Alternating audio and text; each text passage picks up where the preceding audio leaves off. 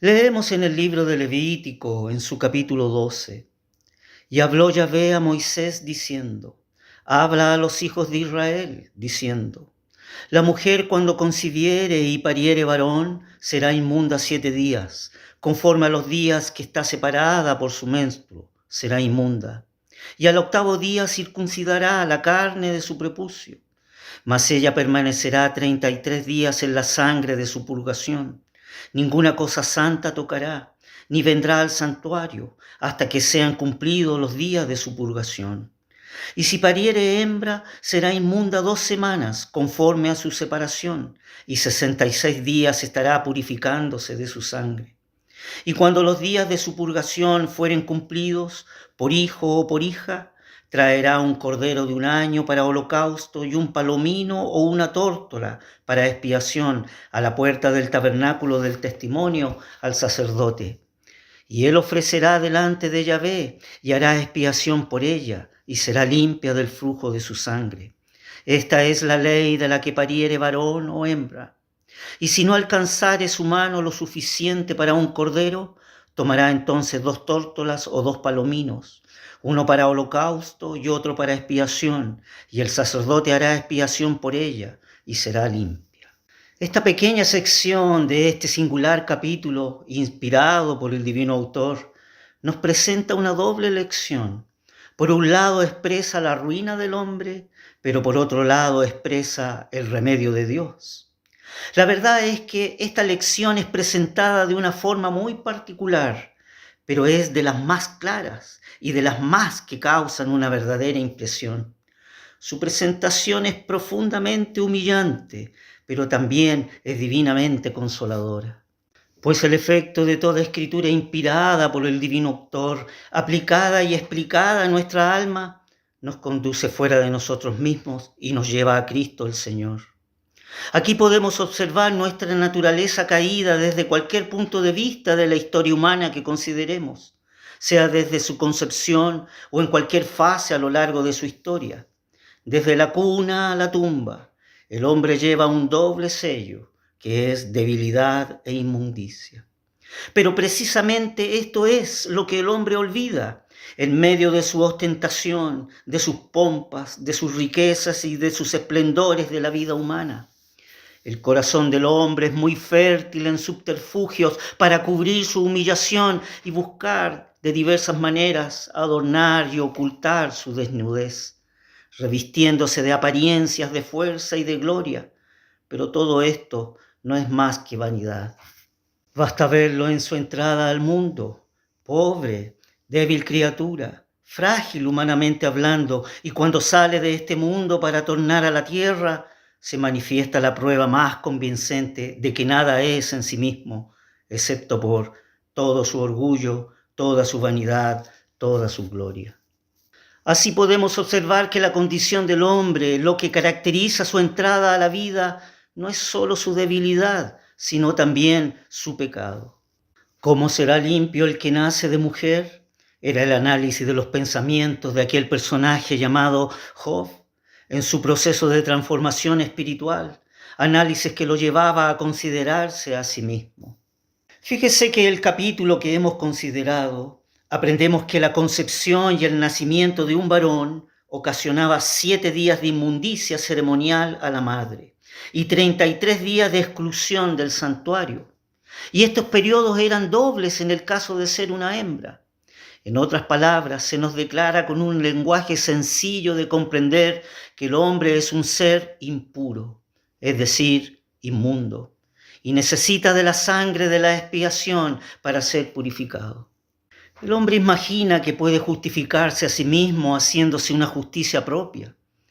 El profeta inspirado divinamente expresa la visión de los sentimientos de Dios al respecto, manifestando: si bien todos nosotros somos como suciedad y todas nuestras justicias como trapos de inmundicia, y caímos todos nosotros como la hoja, y nuestras maldades nos llevaron como el viento. El hombre ensalza orgullosamente su dignidad de la naturaleza humana. Puede aún tomar un aire altanero y un andar arrogante recorriendo la escena de la vida. Pero si queremos meditar sobre este breve capítulo que nos ocupa, El orgullo, la vanidad y la justicia propia se desvanecerá rápidamente. Sin embargo, encontramos en estas líneas inspiradas la salida, que es la base de toda verdadera dignidad, como también el fundamento de la divina justicia en la cruz de Cristo. La sombra de la cruz se refleja ante nosotros en este capítulo bajo un doble aspecto. Primero, en la circuncisión del varón. De esta manera entraba como miembro en el Israel de Dios. Segundo, en el holocausto y la expiación, por medio de los cuales la madre quedaba limpia de toda inmundicia causada por el nacimiento y era reintegrada a la congregación. Hecha la paz, podía acercarse nuevamente al santuario y ponerse en contacto con las cosas santas de Dios. Aquí se nos presenta la muerte de Cristo en la cruz bajo sus dos grandes aspectos que el nacimiento natural del hombre producía. En primer lugar tenemos el holocausto, que representa la muerte de Cristo según la apreciación divina. Y en segundo lugar tenemos la expiación, que representa la muerte de Cristo en relación con las necesidades del hombre para ser declarado limpio, es decir, purificado. La verdad es que la cruz de Cristo es el único remedio para la enfermedad y la impureza del hombre. Donde quiera que sea comprendida esta obra gloriosa por fe, se goza de una purificación completa a causa de la inmutable eficacia de la sangre de Cristo. Y esto proporciona un gran reposo al alma y un gran regocijo y consolación para todo aquel que cree. Pues no es en la profundidad de las experiencias, es decir, en la religión, lo que da estabilidad a la fe o la fuerza de su comprensión, sino en el valor divino. Eso es lo que purifica. La obra de Cristo en la cruz es de mérito infinito, de una eficacia infinita, en la inmutable eficacia de la sangre derramada de Cristo en esa cruz del Calvario para expiar y purificar al hombre. Fíjese que las tiernas consideraciones expresadas en este capítulo del Dios de toda gracia y misericordia se ve en el hecho que la sangre derramada de una tórtola era tan eficaz para el de escasos recursos como la sangre del cordero para el pudiente. El pleno valor de la obra expiatoria era igualmente demostrado por los dos tipos de ofrenda, pero encontramos otra lección preciosa. No solamente observamos la gracia de Dios para con todos los hombres, además podemos avistar el evento que nos comenta el evangelista Lucas en su capítulo 2, texto 22, con respecto a María, la madre del Señor, la cual en la Escritura dice: y como se cumplieron los días de la purificación de ella conforme a la ley de Moisés. Observamos aquí hasta qué asombrosa profundidad se humilla a Dios para manifestar su gracia.